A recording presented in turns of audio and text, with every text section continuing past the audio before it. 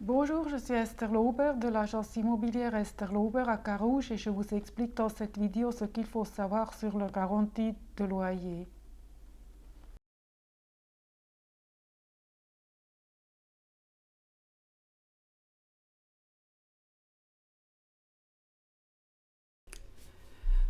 La caution de loyer est réglée dans les lois suivantes. Dans l'article 257E du Code des obligations suisses, des lois cantonales, à Genève, c'est la loi protégeant les garanties fournies par les locataires du 18 avril 1975 et le règlement d'exécution de la loi protégeant les garanties fournies par les locataires. Le contrat cadre roman de baux à loyer pour habitation. Les dispositions concernent les baux à loyer pour des locaux commerciaux et des locaux d'habitation. Ne sont pas concernés les autres baux immobiliers.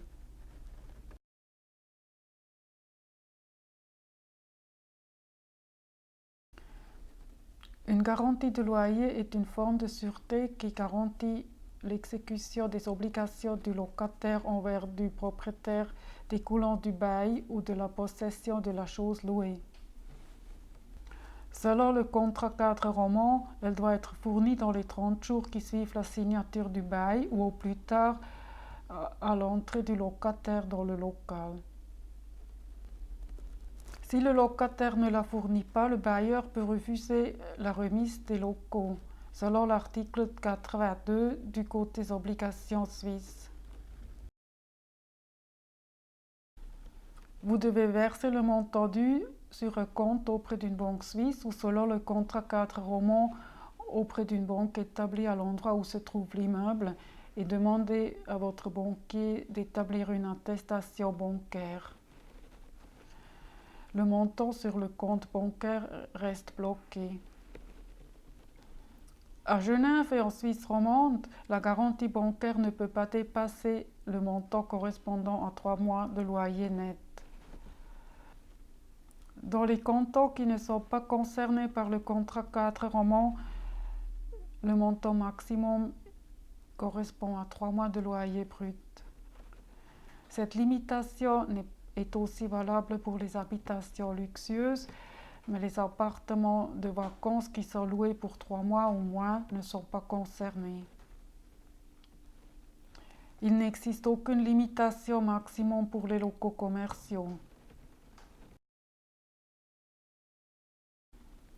Dans la pratique, le locataire fait constituer la garantie de loyer directement auprès de sa banque et fournit au bailleur une attestation de garantie.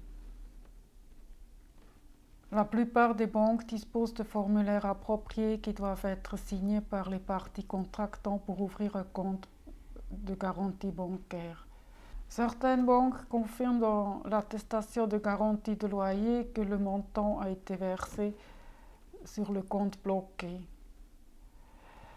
Le certificat de garantie bancaire est établi en 3 exemplaires, un pour le locataire, pour le bailleur et pour la banque.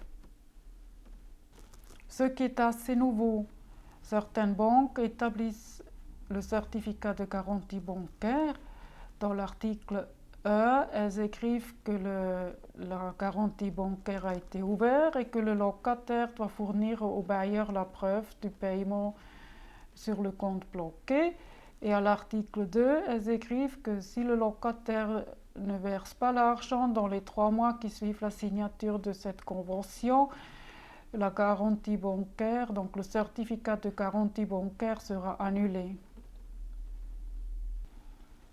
Pratiquement aucun locataire nous fournit cette preuve de paiement immédiatement et nous devons chaque fois les rappeler que cette convention d'ouverture de garantie bancaire ne vaut rien si on n'a pas la preuve du paiement sur le compte bloqué.